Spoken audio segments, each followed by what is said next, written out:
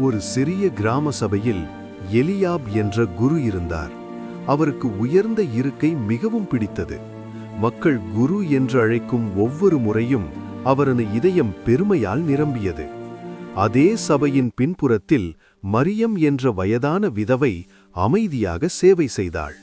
அதிகாலையில் வந்து விளக்குகளை சுத்தம் செய்வாள், தரையை துடைப்பாள், இருக்கைகளை சரி செய்வாள்.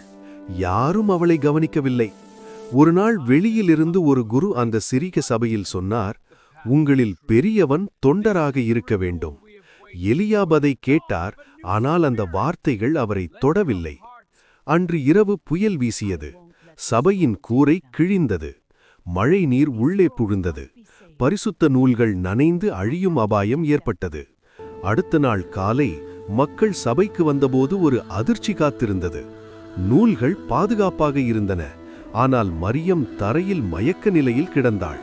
இரவு முழுவதும் அவள் தனியாக போராடி நூல்களை காப்பாற்றியிருந்தாள். அந்த நேரத்தில் எலியாப் உடைந்து போனார். அடுத்த கூட்டத்தில் உயர்ந்த இருக்கை காலியாக இருந்தது. மக்கள் எதிர்பார்த்தார்கள், எலியாப் அமர்வார் என்று. ஆனால் அவர் அமைதியாக பின்புறத்தில் நின்றார். அவர் உணர்ந்தார், உயர்ந்த இருக்கையில் அமர்பவர்தான் பெரியவர் அல்ல.